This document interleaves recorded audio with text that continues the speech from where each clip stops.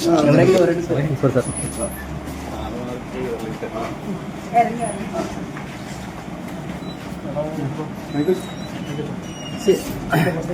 ലക്ഷം രൂപ ലിക്വിഡും അങ്ങനെ ടോട്ടൽ 20,16,000 രൂപ കൊടുത്തു. അങ്ങനെ സെറ്റിൽ ചെയ്ത് സിവിൽ കേസ്, ആലപ്പുഴ കോടതിയിൽ സിവിൽ കേസും അമ്പലപ്പുഴയിൽ ഈ കേസ് ക്രിമിനൽ കേസും നിൽക്കുകയാണ്. ക്രിമിനൽ കേസും നിൽക്കുകയാണ്.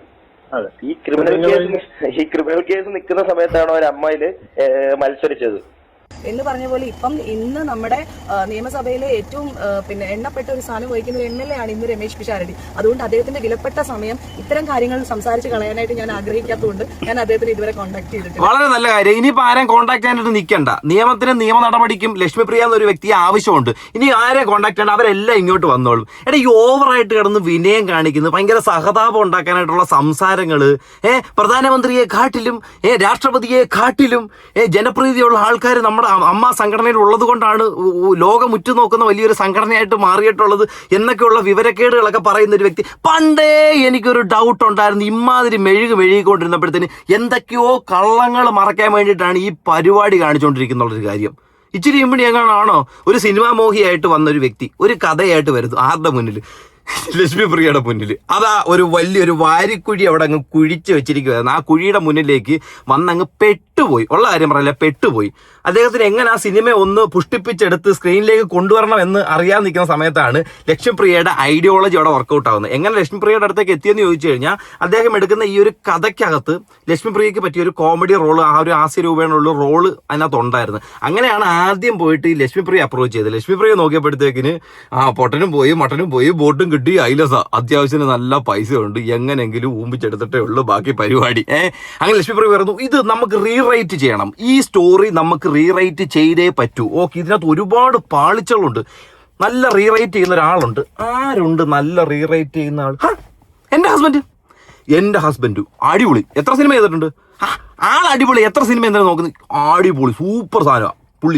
പുള്ളി ഒരുപാട് അസിസ്റ്റന്റ് ഡയറക്ടറായിട്ടൊക്കെ നിന്ന് വലിയ പ്രമുഖന്മാരുടെ കൂടെ ഒക്കെ നിന്ന് ചരിത്രമുള്ള ഒരാളാണ്. പുള്ളിയെ കൊണ്ട് ഈ കഥ റീറൈറ്റ് ചെയ്യിപ്പിക്കാനായിട്ട് പറ്റും. ഇത് നമുക്ക് അങ്ങ് പൊളിച്ച് പണിയുക. ഈ കഥ അങ്ങ് പൊളിച്ച് പണിഞ്ഞ് സെറ്റ് ചെയ്തെടുക്കുക. അപ്പം നമ്മുടെ ഹസ്ബൻഡ് ഇതിന്റെ സംവിധായകൻ. ഓക്കെ, എല്ലാം കൺഫേം ആയല്ലോ, എല്ലാം ഓക്കെ ആണല്ലോ. അപ്പൊ മറ്റേ ആളെ സംബന്ധിച്ച് ഈ സിനിമ ഒന്ന് പുറത്ത് കൊണ്ടുവരണം, ഒരു കഥ പുറത്ത് കൊണ്ടുവരണം, ഒന്ന് ഫേമസ് ആവണോ എന്നുള്ള രീതി വന്നപ്പോഴത്തേക്കും ഓക്കെ, ഈ സിനിമയായിട്ട് ഇത്ര ബന്ധമുള്ള ഒരാളല്ലേ, ശരി എന്നാ ചേച്ചി എടുത്തോന്ന് പറഞ്ഞു. അവിടെയാണ് ഈ തട്ടിപ്പിന്റെ ആദ്യ ഭാഗം. അങ്ങനെ 50,000 രൂപ മേടിച്ച് തുടങ്ങുന്നിടത്ത് ഇപ്പൊ എത്തി നിൽക്കുന്നത് 20,16,000 രൂപ. 10 ലക്ഷം രൂപ അക്കൗണ്ട് ട്രാൻസാക്ഷൻ വഴിയും ബാക്കി 10 ലക്ഷം രൂപ ലിക്വിഡ് പണിയായിട്ടുമാണ് പുള്ളിക്കാരി കൈപ്പറ്റിയിരിക്കുന്നത്. ഇതിന്റെ ഭാഗമായിട്ട് ഫിലിം ചേംബറിലൊക്കെ പരാതി കൊടുത്തായിരുന്നു. അന്നേരം ചേച്ചി എന്തോ ചെയ്ത്, ഈ സിനിമയായിട്ട് യാതൊരുവിധ ബന്ധവും ഇല്ല എന്നൊക്കെ പറഞ്ഞുകൊണ്ട് ആൾക്കൊരു ചെക്കും അങ്ങ് കൊടുത്തു. അതായത് ഈ പൈസയുടെ എന്നാ എന്തോ കാര്യം എന്തുവാ, പൈസ ഉള്ള അക്കൗണ്ടിന്റെ ചെക്ക് കൊടുത്താലല്ലേ ഡേറ്റിൽ കൊടുത്തിട്ട് കാര്യമുള്ളൂ. പൈസ ഇല്ലാത്ത അക്കൗണ്ടിന്റെ ചെക്ക് കൊടുത്താൽ വല്ലതും ആവുമോ? അടുത്ത കേസ് വരത്തില്ലേ? ഇതൊക്കെ അറിയാതിരിക്കുന്ന വ്യക്തിയാണോ? ഈ ചെക്ക് കേസ് എന്ന് പറയുന്നത് ചെറിയ സിനിമ ഫീൽഡ് ആയതുകൊണ്ട് മറ്റേ പ്രധാനമന്ത്രിയെക്കാട്ടിലും രാഷ്ട്രപതിയെക്കാട്ടിലും ഉപരാഷ്ട്രപതിയുടെ കൂടെ നിൽക്കുന്ന ആ ഒരു ലെവലിൽ നിൽക്കുന്ന ആളായതുകൊണ്ട് ചിലപ്പോൾ ഇതൊക്കെ ചെറിയ സാധനങ്ങളാന്ന് മാറ്റി വെച്ചായിരിക്കുമല്ലേ. എന്തായാലും അൻസിബ തൊട്ടതൊന്നും പൊന്നാവാതിരുന്നിട്ടില്ല. അൻസിബെ കയറി ചൊറിഞ്ഞു. എവിടെ നിന്നൊക്കെയാണ് ഈ പെൺകുട്ടിക്ക് മാന്ത് കിട്ടുന്നത് നമുക്ക് മനസ്സിലാക്കാൻ കണ്ടു കഴിഞ്ഞാൽ തന്നെ നമുക്ക് സാധിക്കാൻ പറ്റുന്നൊരു കാര്യമാണ്.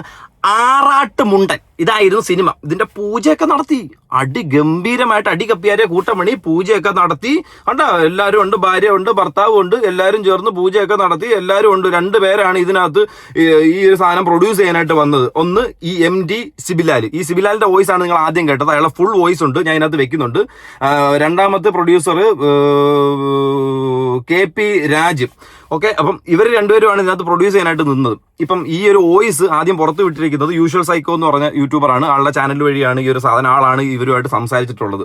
എടാ, അത് കണ്ടു കഴിഞ്ഞാലും കേട്ട് കഴിഞ്ഞാലും നമുക്ക് മനസ്സിലാവുന്നുണ്ടല്ലോ, ഇവർ ഈ കള്ളങ്ങൾ മറച്ചു വെക്കാൻ വേണ്ടിയിട്ടൊരു സംഭവം. ഞാനിപ്പോൾ നിങ്ങൾക്ക് ഒരു ഔട്ട്ലൈൻ പറഞ്ഞു തന്നല്ലോ. ഇതാണ് തട്ടിപ്പ്. ഇതല്ല ഊമ്പിച്ചെടുത്ത് കയ്യിൽ അങ്ങ് അണ്ണാക്കിൽ അടിച്ചു കൊടുത്ത രീതിയിലുള്ള തട്ടിപ്പാ. ഇനി അദ്ദേഹം സംസാരിക്കുന്ന ഒരു വോയിസ് ക്ലിപ്പും കൂടെ ഒന്ന് കേൾക്കാം. സിബിലാൽ എന്ന് പറഞ്ഞാൽ പെട്ടെന്ന് എല്ലാവർക്കും മനസ്സിലാകുമോ ചേട്ടാ? എല്ലാവർക്കും അറിയാലോ. ഇപ്പൊ അറിയാമെങ്കിലും ആൾക്കാർ മറന്നു തുടങ്ങി അല്ലേ?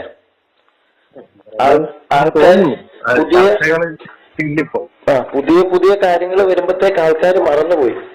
അതെ അതെ അതെ. അമ്മയിലുള്ള ഒരു വ്യക്തി കാരണം ഏറ്റവും അധികം ബാധിക്കപ്പെട്ട ഒരു വ്യക്തി, തീർച്ചയായിട്ടും അങ്ങനെ പറയാം അല്ലേ? തീർച്ചയായിട്ടും.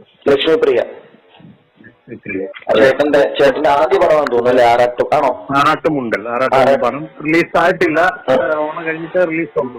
ഓണം കഴിഞ്ഞിട്ട് റിലീസ് ഉണ്ട് ഇപ്പൊ? ഓണം കഴിഞ്ഞ റിലീസ് ഉണ്ട്. Okay okay okay. ചേട്ടൻ പ്രൊഡ്യൂസ് ചെയ്ത പടമാണ്.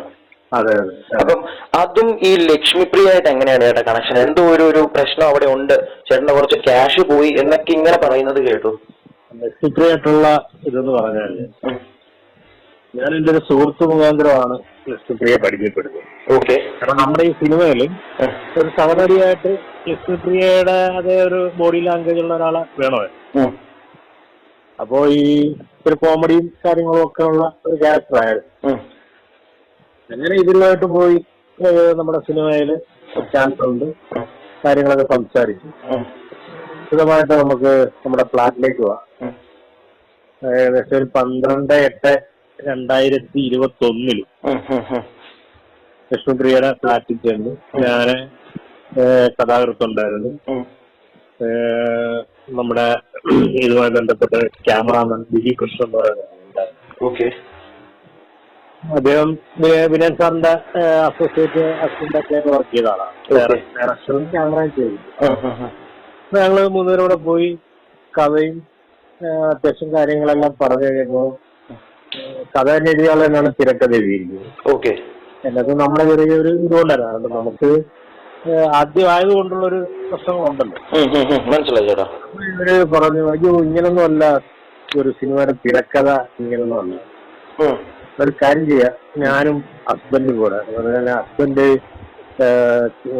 ജയേഷ്, അതായത് ലക്ഷ്മിപ്രിയക്ക് ഹസ്ബൻഡിന് വ്യക്തമായിട്ട് മനസ്സിലായി ഇവരുടെ കയ്യിൽ കഥ മാത്രമേ ഉള്ളൂ, ഇത് എങ്ങനെ ഒരു സ്ക്രീനിലേക്ക് എത്തിക്കണമെന്നുള്ളൊരു വിവരം ഇല്ലെന്നുള്ളത് വ്യക്തമായിട്ട് മനസ്സിലായി. എന്നാൽ പിന്നെ വിവരം കൂടുതലുള്ള ഞങ്ങൾ ബാക്കി കയറി അങ്ങ് തീർത്തേക്കാമെന്നുള്ള രീതിയിൽ അവിടെ പ്ലാൻ ചെയ്യുന്നു. എന്നാ പൈസ മേടിച്ചല്ലോ, നിങ്ങൾക്ക് ഇത്രയും സിനിമയുടെ ഒരു എക്സ്പീരിയൻസ് ഉണ്ടല്ലോ, ഒരു സിനിമ എങ്ങനെ തുടങ്ങി എങ്ങനെ അവസാനിക്കുന്നതൊക്കെ അറിയാലോ. അതിപ്പോ സിനിമയായിട്ട് എക്സ്പീരിയൻസ് ഇല്ലാത്തവരാണെങ്കിലും ചിലപ്പം ഒന്ന് അറ്റൻഡ് ചെയ്ത് നോക്കും. കാരണം എന്താ പറയുക, നമ്മൾ ആ സംവിധാനം ചെയ്ത് കഴിഞ്ഞാൽ ചിലപ്പോൾ അത് നല്ല രീതിയിൽ ആയിക്കഴിഞ്ഞാൽ നമുക്ക് വീണ്ടും ഫെയിം കിട്ടുന്ന ഒരു കാര്യമല്ലേ.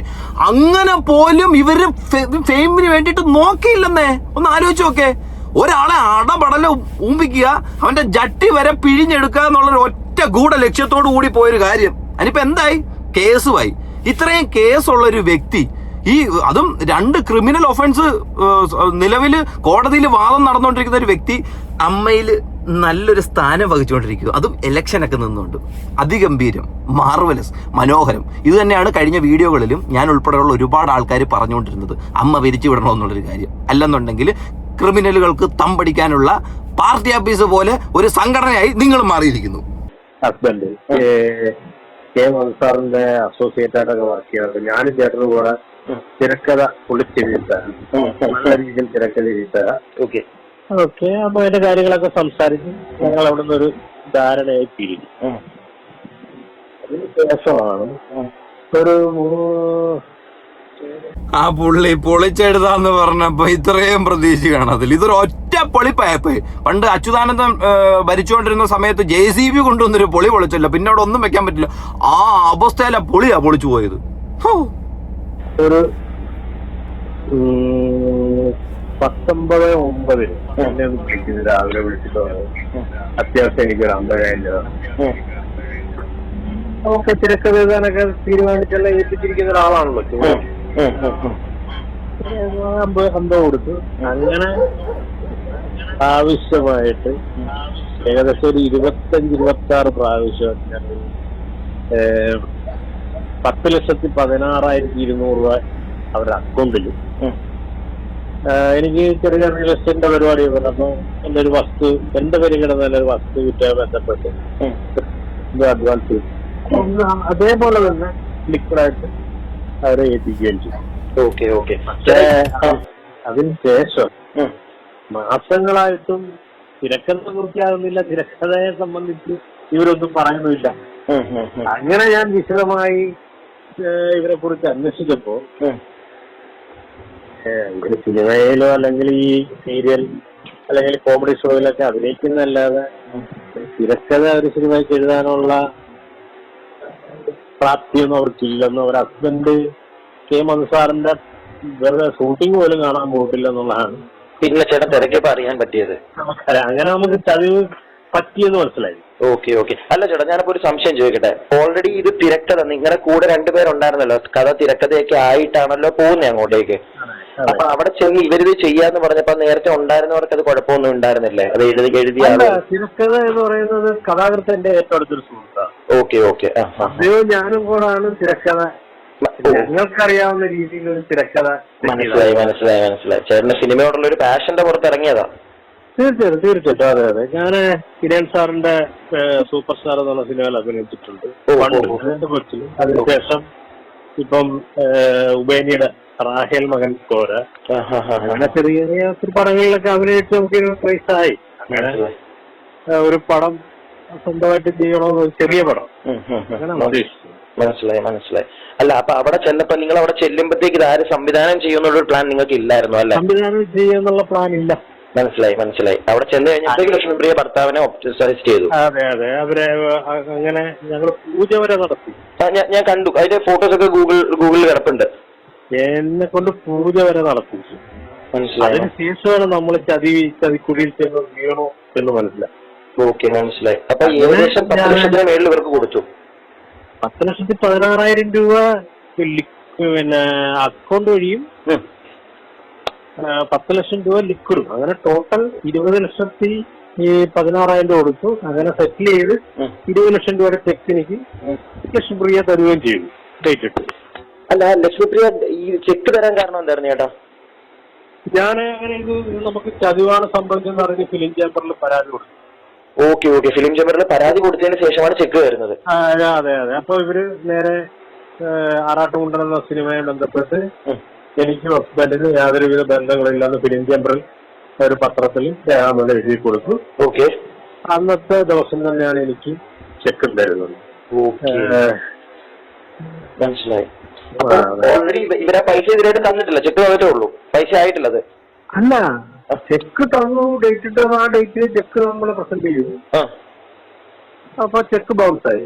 ചെക്ക് ബൗൺസ് ആയി. ഓക്കെ, അതാ ഞാൻ ചോദിച്ചത്. അത് ക്യാഷ് ചേട്ടന് കിട്ടിയിട്ടില്ല? ഇല്ല. അങ്ങനെ നമ്മള് പിന്നെ വക്കീല് മുഖാന്തരം ബന്ധപ്പെട്ടു. വക്കീല് മുഖാന്തരം ബന്ധപ്പെട്ട് ഇവർക്ക് വക്കീൽ നോട്ടീസ് അയച്ചു. ഓക്കെ. പിന്നെ ഇവരെ വസ്തുമായി ബന്ധപ്പെട്ട സിവിൽ കേസ്, അങ്ങനെ 2 കേസ് ഓൾറെഡി ഇപ്പൊ നിലവിലുണ്ട്. ഒന്ന് ആലപ്പുഴയില് സിവിൽ കേസും, ആലപ്പുഴ കോടതിയിൽ സിവിൽ കേസും, അമ്പലപ്പുഴയില് ഈ കേസ് ക്രിമിനൽ കേസ് നിൽക്കുകയാണ്. ക്രിമിനൽ കേസ് നിൽക്കുകയാണ്. അതെ. ഈ ക്രിമിനൽ കേസ് നിൽക്കുന്ന സമയത്താണ് ഒരു അമ്മയില് മത്സരിച്ചത്. അതെ അതെ അതെ. അത് എന്റെ അറിവിൽ അങ്ങനെ ചെയ്യാൻ പാടില്ലെന്നാ. അതെ. ഇപ്പൊ നിലവിൽ ലക്ഷ്മിപ്രിയ പറയുന്ന അങ്ങനെ ഒരു കേസ് ലക്ഷ്മിപ്രിയക്ക് ഇല്ല എന്നുള്ളതാണ്. Okay okay. പക്ഷെ ആ കേസ് ഇപ്പോഴും ഉണ്ട്. എന്നാലും ഇപ്പൊ താങ്കൾ വിളിച്ചുകൊണ്ടിരിക്കുന്ന ഈ സമയത്ത് ഈ മാസം 26-ാം തീയതി അമ്പലപ്പുഴ കോടതിയിൽ കേസുണ്ട്. ഓക്കെ. അമ്പലപ്പുഴ കോടതിയിൽ കേസുണ്ട്. മാധ്യമങ്ങളോട് പലതും പറയാം, പക്ഷെ കോടതിയിൽ ഇരിക്കുന്ന കേസ് എന്തായാലും മാറ്റിക്കളയാൻ പറ്റത്തില്ലല്ലോ. അല്ല, കേസ് നമ്പർ വേണമെങ്കിൽ ഞാൻ പറയാം. എനിക്ക് പറ്റുമെങ്കിൽ അതിന്റെ ഡീറ്റെയിൽ ഒന്ന് അയച്ചു തന്നാൽ മതി, കേസിന്റെ ഡീറ്റെയിൽസ്.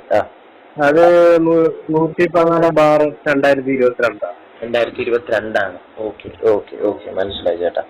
അത് കൂടാതെ എന്റെ ഒരു ചേട്ടാ പറഞ്ഞു. അല്ല, അതിപ്പം നമുക്ക് അടിച്ചു നോക്കി അറിയാലോ. ഇപ്പൊ അടിച്ചു നോക്കിയാൽ അറിയാൻ പറ്റും. അപ്പൊ അങ്ങനെയൊക്കെയാണ്. എന്നിട്ട് ചേട്ടാ ഞാൻ ഒരു കാര്യം ചോദിക്കട്ടെ. എന്നിട്ട് ഇപ്പം ഈ ഓണം കഴിയുമ്പോഴത്തേക്ക് സിനിമ റിലീസ് ഉണ്ടെന്ന് പറഞ്ഞല്ലോ. അപ്പൊ ഇനി അതാരാണ് ഡയറക്ട് ചെയ്യാൻ? പടം എല്ലാം കഴിഞ്ഞിരിക്കും. പടം ഡയറക്ട് ചെയ്തത് ഞാൻ പറഞ്ഞില്ലേ, വിനയ് സാറിന്റെ അസോസിയേറ്റുള്ള വിജയ് കൃഷ്ണൻ. Okay okay. അതായത് ഈ സംവിധാനം എന്ന് പറഞ്ഞ വന്ന നമ്മുടെ ലക്ഷ്മിപ്രിയയുടെ ഭർത്താവ് അതിനകത്ത് മാറി.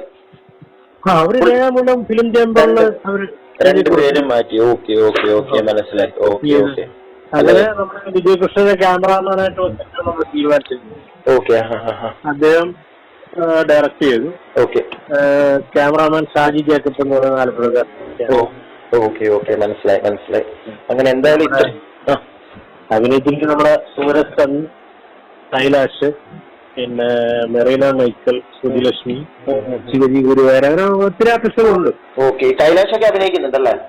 ഉണ്ട് ഉണ്ട് ഉണ്ട്. Okay okay okay. മനസ്സിലായി. ചേട്ടനപ്പൊ ഇത് ഇത്രയും ഈ ഒരു ലക്ഷ്മിപ്രിയയുടെ ഭാഗത്ത് നിന്ന് ഇത്രയും അനുഭവിച്ചൊരു വ്യക്തിയാണ് നിങ്ങൾ ചേട്ടൻ. അപ്പൊ അങ്ങനെ ഒരു വ്യക്തി ഈ അഞ്ജനയുടെ ഒരു വിഷയം കേട്ടപ്പോഴത്തേക്ക് എനിക്ക് തോന്നുന്നു ചേട്ടൻ അറിഞ്ഞു കാണുമായിരിക്കും ആ ഒരു വിഷയം. അറിഞ്ഞു ഞാന് ഈ വിഷയമാണ് സത്യം പറഞ്ഞ എനിക്ക് എന്താ പറയണ്ടേ, ഈ ഒരു കാരണവശാലും ഈ സത്യത്തിന് ഇവര് നമ്മൾ ഏത് രീതിയിൽ പറഞ്ഞാലും ഇവരതിനെ ഒരു ബദല് കണ്ടെത്തി ഇല്ലാതാക്കാനുള്ള ഒരു ശ്രമം ഉണ്ട്. ഈ ലക്ഷങ്ങളുടെ സാധനങ്ങളുണ്ടാവും, അത് 100%. അവരുടെ ഒരു ഞാനുമായിട്ടുള്ള കുറച്ച് നാളത്തെ ഒരു സൗഹൃദത്തിന്റെ ഇത് വെച്ച് ഞാൻ പറയുന്നത് മനസ്സിലായി. അവർക്ക് ബോധപൂർവം അവർ നമ്മളിത് ലൈവായിട്ട് നമ്മൾ നടക്കുന്ന കാര്യം പറഞ്ഞാൽ പോലും അവർ അംഗീകരിക്കത്തില്ല. മനസ്സിലായി. അല്ല ഇതിപ്പം ചേട്ടന്റെ സൈഡില് ലൈക്ക് വിത്ത് പ്രൂഫ് ഉണ്ട്, കോടതിയിൽ കേസ് നടക്കുന്നു, ഈ മാസം എന്തോ ആണ് അതിന്റെ ഫൈനൽ ഹിയറിംഗ് ആണെന്ന് തോന്നുന്നു അല്ലേ? അതെ, അറിയാൻ സാധിച്ചത് ഞാൻ അമ്മയില് രേഖാമൂലം പരാതി കൊടുത്തിട്ട് അമ്മയുടെ യോഗത്തിൽ ഇവർ പറഞ്ഞത് ഇങ്ങനെ ഒരു കേസ് നിലവിലില്ല എന്ന് പ്രാർത്ഥിക്കുകയാണ്. അപ്പം തന്നെ എന്തായിരിക്കും ലക്ഷ്മിപ്രിയയുടെ സത്യം, അത് പറയുന്നതിനുള്ള സത്യം എന്താണെന്നുള്ളത് നമുക്ക് മനസ്സിലാക്കാവുള്ളൂ. അതെ അമ്മയിലെ മുഴുവൻ ഭാരവാഹികൾക്കും അറിയാം നിലവിൽ കേസ് ഉണ്ടെന്നുള്ളത്. അവർക്ക് എല്ലാവർക്കും അറിയാലോ കേസുള്ള കാര്യം, എല്ലാവർക്കും.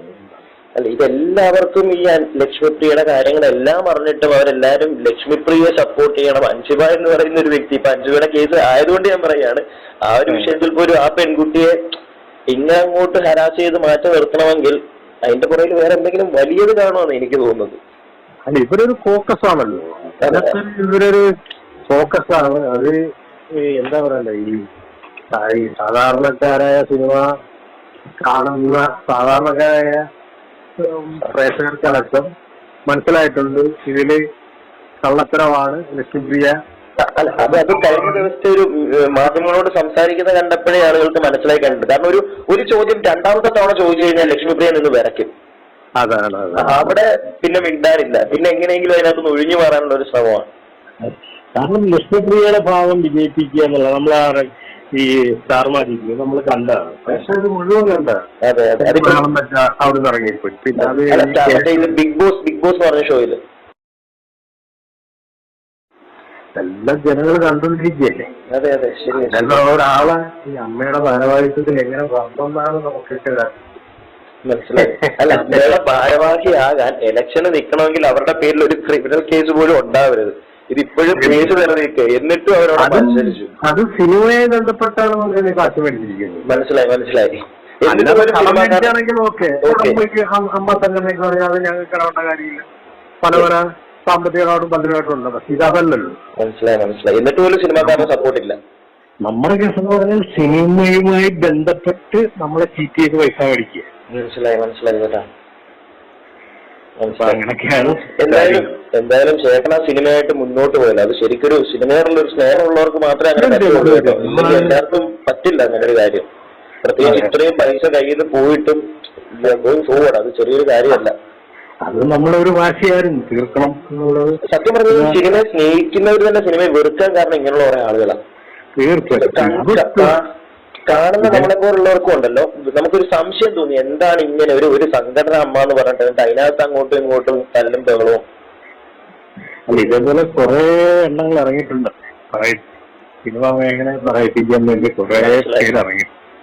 മനസ്സിലാക്കി. ഇതിനകത്ത് വേറെ പല കഥകൾ ഇപ്പൊ പുറത്തേക്ക് വരുന്നുണ്ട്. ഇപ്പൊ ശ്വേത മേനോനാണെങ്കിലും ശരി, അവരുടെ ഭർത്താവിന്റെ ഒരു കൈയിനകത്ത് അങ്ങനെ പല സൈഡുകൾ വരുന്നുണ്ട്. പ്രത്യേകിച്ച് സ്പോൺസർഷിപ്പ്, അമ്പലത്തിന്റെ ഒരു സ്പോൺസർഷിപ്പ്, അങ്ങനെ പല കൈൻഡ് ഓഫ് കഥകളാണ് ഇപ്പൊ പുറത്തേക്ക് വന്നുകൊണ്ടിരിക്കുന്നത്. അതിന്റെ ഇടയ്ക്കാണ് ചേട്ടന്റെ ഈ ഒരു കാര്യം ഇതെല്ലാരും മുങ്ങിപ്പോയെന്ന് വിചാരിച്ചൊരു കാര്യമാണ്. ലക്ഷ്മിപ്രിയ കംപ്ലീറ്റ്ലി ഡീസന്റ് എന്നുള്ള ഇമേജ് ആണ് സമൂഹ മാധ്യമങ്ങളിലുള്ള അല്ലെങ്കിൽ മെയിൻ സ്ട്രീം ചാനൽ വഴി കഴിഞ്ഞ ദിവസം അവർ പുറത്തേക്ക് കൊടുക്കുന്നത്. അവര് പറയുന്ന കാര്യങ്ങളിൽ പോലും ബ്ലണ്ടർ ഉണ്ടെന്നുള്ളത് അവർക്ക് മനസ്സിലാവുന്നില്ല. കാണുന്നവർക്ക് പൊതുസമൂഹത്തിന് തീർച്ചയായിട്ടും അറിയാമെന്നില്ല. ഇരുത്തി ചിന്തിച്ചു കഴിഞ്ഞാൽ മനസ്സിലാവും ഇവർ പറയുന്ന കാര്യങ്ങൾ തന്നെ.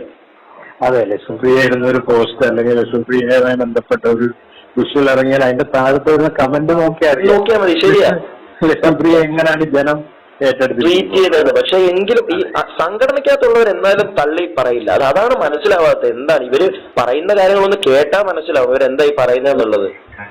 ടീം വർക്കാണ്. അതെ എനിക്ക് തോന്നുന്നു ഇപ്പൊ ഈ അമ്മയുടെ അകത്ത് ഒരാള് ഇതിനെ എല്ലാം എതിർക്കാൻ, അവിടുത്തെ കാര്യങ്ങളെ എല്ലാം എതിർക്കാൻ മുന്നോട്ട് വന്നപ്പോഴത്തേക്ക് അയാളെ ഇല്ലാതാക്കാൻ നോക്കുക.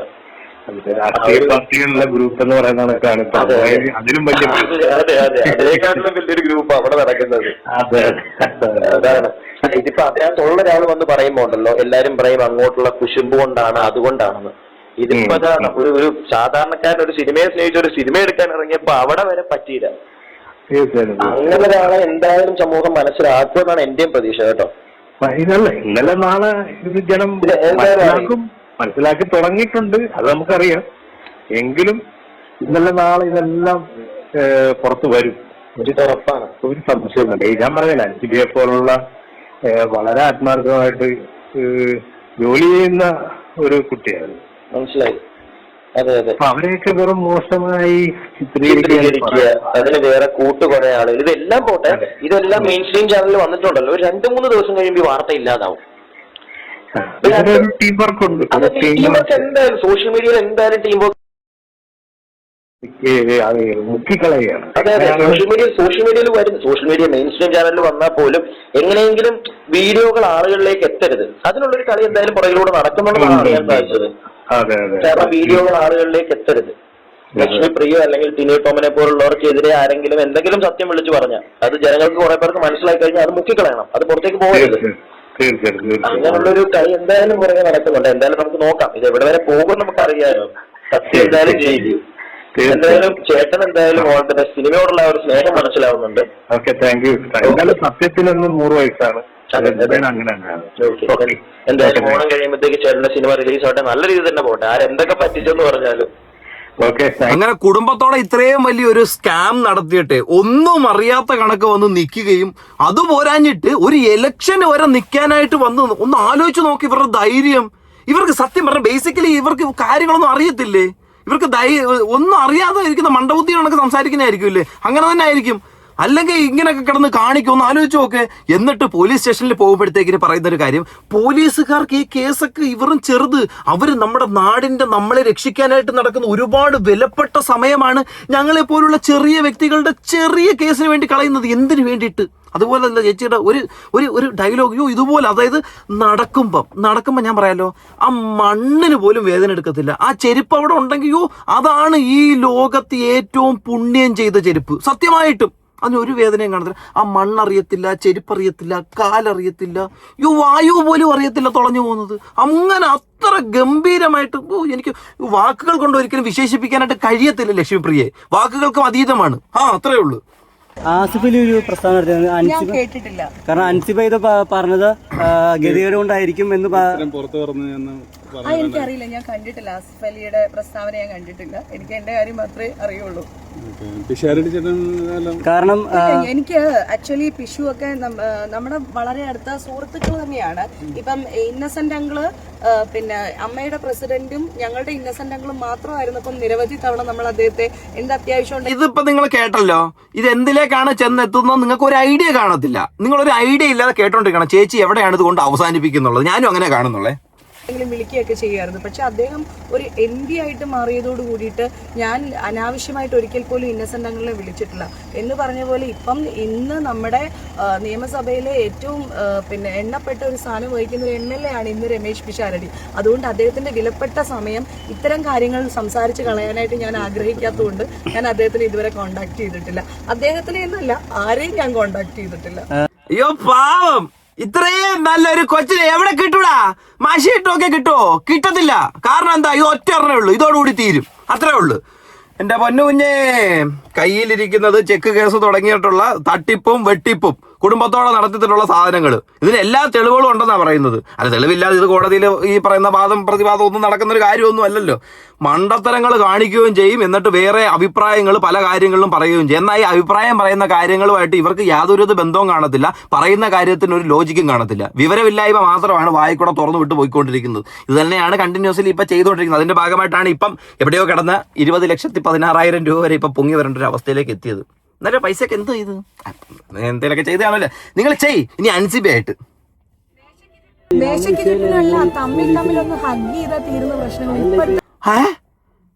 തമ്മി ഒരു ഹഗ് ചെയ്താൽ തീരാവുന്ന പ്രശ്നമുള്ളായിരുന്നില്ലേ നിങ്ങൾ തമ്മിൽ? പിന്നെ എന്തിനു വേണ്ടിയിട്ടാണ് വീട്ടിനുള്ളിൽ ഇരുന്നു കൊണ്ട് ഒരു വാർത്താ സമ്മേളനം കണക്ക് ന്യൂസുകാരെയൊക്കെ വിളിച്ചിട്ട് അവിടെ ഇരുന്ന് വലിയൊരു അഭിമുഖമൊക്കെ കൊടുത്തത്? തമ്മിൽ പോയി ഹഗ് ചെയ്താൽ പോരായിരുന്നു. സംഭവം ഒന്നുമല്ല, ഇവരുടെ ഉടായ്പ പൊക്കിയപ്പോഴത്തേന് അൻസീബയ്ക്ക് ഓടിപ്പോയി ഒരു ഗിഫ്റ്റ് ഒക്കെ മേടിച്ചു കൊടുത്തു. എന്നാ മോളെ ഗിഫ്റ്റ്. അപ്പോഴത്തേക്ക് അൻസീബ ഗിഫ്റ്റും മേടിച്ചിട്ട് പറഞ്ഞാൽ മോളെ എന്നാലും പറഞ്ഞിട്ട് കാര്യമൊന്നുമില്ല, നീ ഇത് ഞാൻ പുറത്തു പറയുമെന്ന് പറഞ്ഞു. ഇതാണ് നടന്നിരിക്കുന്നത്. ഇതിന്റെ ചുരുക്കാണ്. ഔട്ട്ലൈനായിട്ട് നമുക്കിത് ഈ ന്യൂസ് കുറെ ചെയ്തപ്പോഴത്തേക്കിനും മനസ്സിലായ ഒരു കാര്യം. എന്തായാലും അത് ഒന്ന് ഹഗ് ചെയ്താൽ തീരാവുന്ന കാര്യമുള്ളായിരുന്നു. ഇനിയിപ്പോ എവിടെയൊക്കെ പോയി ഹഗ് ചെയ്യും? ഇത് ചെറിയ ഹഗ്ഗിലൊന്നും നിൽക്കുന്ന കേസൊന്നുമല്ല, വലിയ കേസുകളിലേക്കാ പോയത്. ചെക്ക് കേസ് എന്നൊക്കെ പറഞ്ഞ ചെറിയ കേസാണോ? 20 ലക്ഷം രൂപയുടെ വണ്ടി ചെക്ക് കൊടുത്ത കേസ്, അത് ക്രിമിനൽ. അമ്പലപ്പുഴ, ആലപ്പുഴ, ഈ ഒരു തീർത്ഥാടനത്തിനുള്ള വകുപ്പ് എല്ലാം ഉണ്ട് കയ്യിൽ. അപ്പം തീർത്ഥാടനമൊക്കെ ആയിട്ട് പോയിട്ട് വാ. എന്തായാലും തീർത്ഥാടനത്തോട് വലിയ താല്പര്യമുള്ളൊരു വ്യക്തിയാണ്, ഇഷ്ടങ്ങളുള്ളൊരു വ്യക്തിയാണെന്ന് എനിക്കറിയാം. പിന്നെ നല്ല കാര്യം. അപ്പം പൈസയൊക്കെ ഉണ്ടെങ്കിൽ ആ പുള്ളിയുടെ പൈസ എങ്കിലും തിരിച്ച് കൊടുത്തേക്ക്. അത്രേ നമുക്ക് ഈ ഒരു അവസരത്തിൽ ചേച്ചോട് പറയാനുള്ളൂ കേട്ടോ. ശരി എന്നാ.